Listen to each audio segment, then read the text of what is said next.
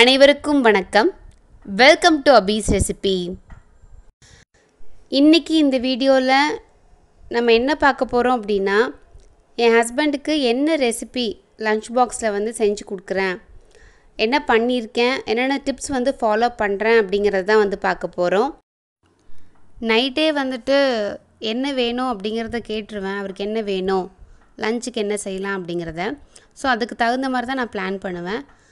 காலையில் எழுந்திரிச்சு பார்த்தீங்க அப்படின்னா, இந்த மாதிரி புளி ஊற வைக்கிறதுக்கு, நம்ம புளி ஏதாவது சேர்க்க போகிறோன்னா அது ஊற வைக்கிறதுக்கு, அப்புறம் நம்ம லஞ்ச் பாக்ஸில் ரைஸ் கொடுக்க போகிறோம் அப்படின்னா அது ஊற வைக்கிறதுக்கு, அதெல்லாம் இனிஷியலாக அதை நான் பண்ணிடுவேன்.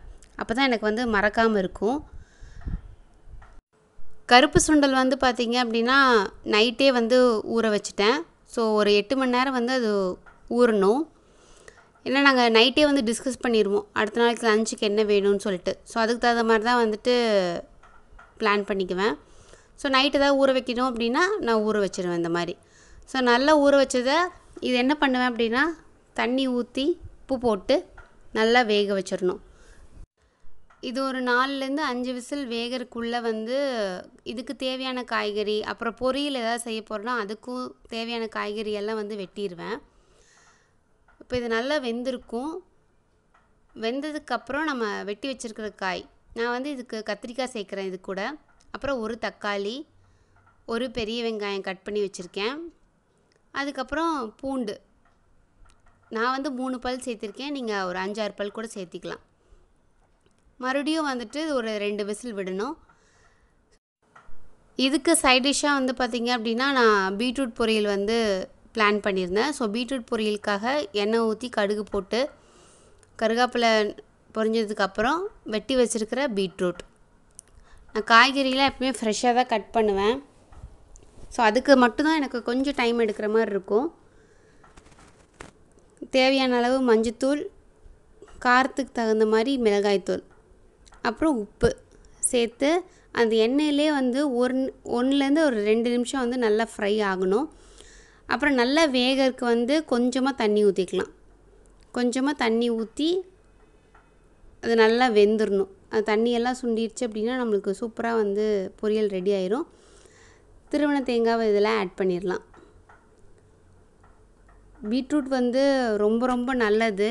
அயன் கண்டென்ட் ரொம்ப ஜாஸ்தி. டைஜஷனுக்கு தாராளமாக நீங்கள் கொடுக்கலாம். குழந்தையிலேருந்து எல்லாத்துக்குமே டேஸ்ட்டும் ரொம்ப நல்லாயிருக்கும். புளி நல்லா ஊறி இருக்கும். ஸோ அதனால் அதை கரைச்சிக்கிட்டேன். இது சுண்டல் கடலை குழம்புக்கு நம்ம சேர்க்கும் போது நல்ல டேஸ்ட் கொடுக்கும்.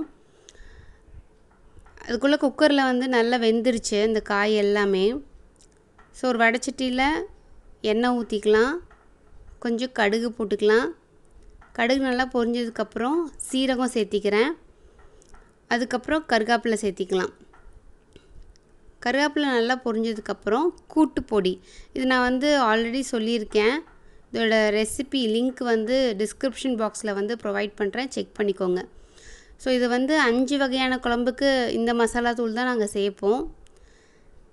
ரொம்ப நல்லாயிருக்கும். எப்பவுமே சாம்பார் தூளோ ஏதோ ஒரு மசாலாவோ இந்த மாதிரி ஃப்ரை பண்ணும்போது அந்த எண்ணெயில் ஃப்ரை பண்ணிங்க அப்படின்னா டிஃப்ரெண்ட் டேஸ்ட் கொடுக்கும். நீங்கள் ட்ரை பண்ணி பார்த்துட்டு சொல்லுங்கள். அதுக்கப்புறம் நம்ம வேக வச்சுருக்கிறது இதில் ஆட் பண்ணிக்கலாம். அப்புறம் தேவையான அளவு உப்பு சேர்த்தி கொஞ்சம் மஞ்சத்தூள் சேர்த்திக்கலாம். அதுக்கப்புறம் நம்ம புளி கரைச்சி வச்சுருக்கோம் இல்லையா, அதையும் இதில் ஆட் பண்ணிக்க போகிறோம். இப்போ இது நல்லா கொதிக்கணும். ஸோ இது கொதிக்கிறதுக்குள்ளே மோர் ரெடி பண்ணிடலாம் அப்படின்ட்டு இருக்கேன்.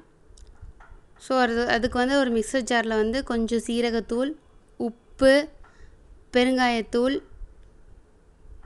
அதுக்கப்புறம் பெப்பர் பவுடர், கொஞ்சம் கருவேப்பிலை, அதுக்கப்புறம் கொஞ்சம் சின்ன பச்சை மிளகாய் சேர்த்திக்கலாம்.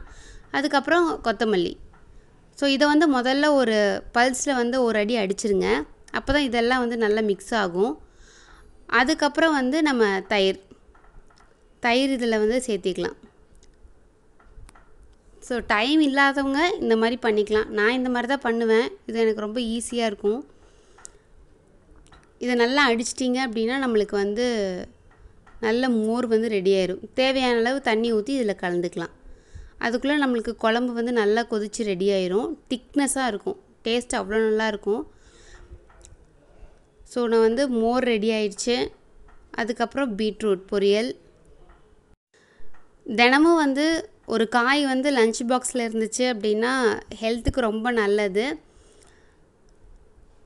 குழந்தைங்களும் விரும்புவாங்க சாப்பிட்றதுக்கு. அதுக்கப்புறம் இது வாரத்தில் ஒரு நாள் வந்து இந்த மாதிரி வந்து ஏதோ ஒரு சுண்டல், கருப்பு சுண்டல், கடலை, அந்த மாதிரி ஏதாவது நம்ம லஞ்சுக்கு சேர்த்திக்கிட்டோம் அப்படின்னா ஹெல்த் வைஸாக ரொம்ப ரொம்ப நல்லது. நீங்கள் வந்து உங்கள் ஹஸ்பண்டுக்கு லஞ்ச் பாக்ஸில் என்னென்ன பேக் பண்ணுவீங்க அப்படின்னு கீழே எனக்கு கமெண்ட் செக்ஷனில் சொல்லுங்கள். எப்படி வந்து டைம் வந்து அட்ஜஸ்ட் பண்ணுவீங்க அப்படின்னு சொல்லுங்கள். அது எனக்கு ஏதாவது யூஸ்ஃபுல்லாக இருந்துச்சுன்னா நானும் அதை ஃபாலோ பண்ணிக்குவேன். ஸோ கண்டிப்பாக வந்து இந்த வீடியோ உங்களுக்கு பிடிச்சிருக்கும்னு நான் நினைக்கிறேன். பிடிச்சிருந்துச்சு அப்படின்னா கண்டிப்பாக ஒரு லைக் கொடுங்க. மறக்காமல் நம்ம சேனலுக்கு சப்ஸ்கிரைப் பண்ணுங்கள். Stay healthy, be happy. Thank you.